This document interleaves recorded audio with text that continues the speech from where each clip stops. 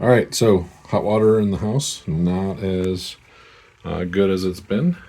And my wife asked me to turn this up a little bit. Not sure what's going on. I do think the water pressure's a little bit lower too because we're uphill from a pump. Anyway, oh yeah, and this thing's the water that goes over into the furnace, and the furnace runs more. This is for the humidifier. Furnace runs more, so that could be part of it too. But anyway, going to turn this thing up. Figured I'd take some video of it because I'm not sure. Sometimes you take for granted what you know how to do, and even if it's a simple thing. So just figured I'd record this and let you know.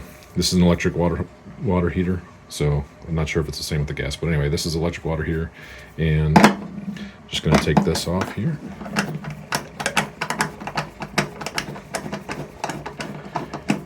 I've done this a couple times, different models, similar process. Might look a little bit different, but same concept. Okay.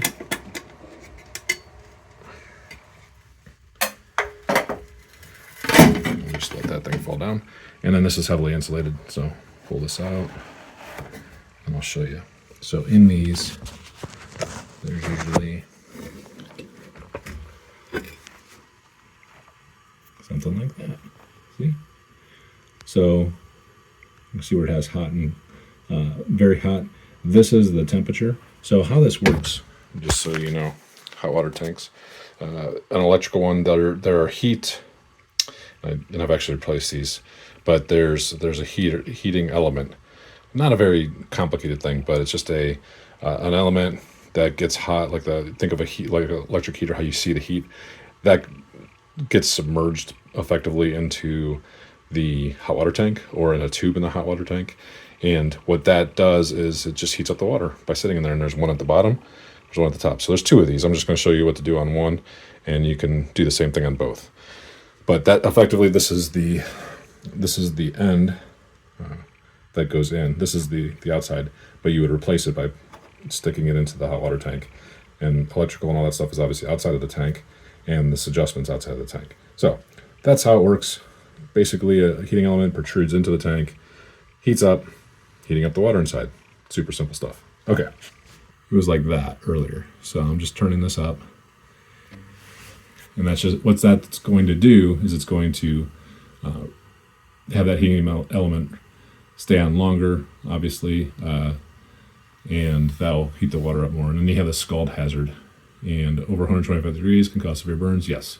So you definitely want to be careful with doing this. You don't just crank it all the way up to very hot. I'm just turning it up a little bit because you could obviously burn yourself literally from the tap. So that's another thing to keep in mind. So if your water's not quite hot enough for you, you can do this to tweak it. Now remember, when you do this, you're going to be using more electricity because you are running that heater longer. How much, I don't know, but just something to keep in mind.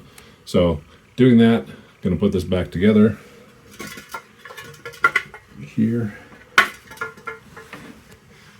Make sure you put this stuff back in because this is insulating this tank.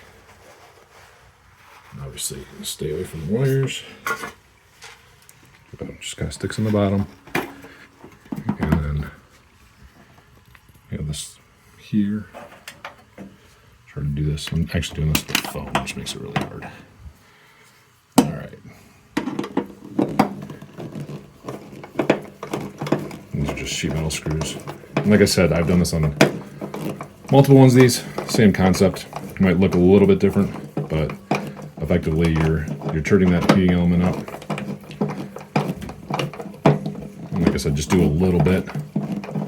Don't turn it all the way up to the top because, that could be 135 degrees and just stick your hand under it and it's going to burn you. So just be careful when you're doing it, but did want to show you. And in this one, there are two. So there are two different heating elements and they're super simple.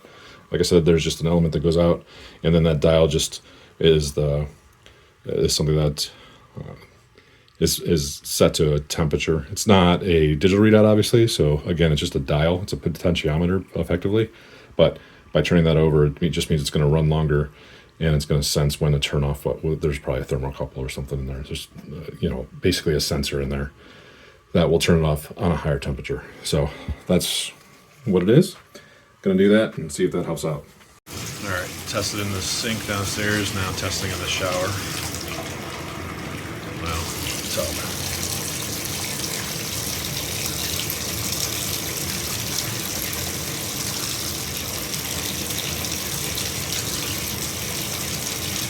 All right, so that's the same around 120, which is good. Get above that, it's scalding, so gives the ability. This is just an instant read thermometer used for cooking, but yep, 120 is good.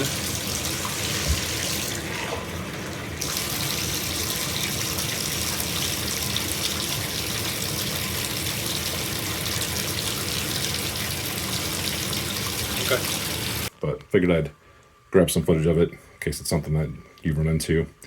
One of those things that super simple to do, but maybe you didn't know about it. Thanks for watching.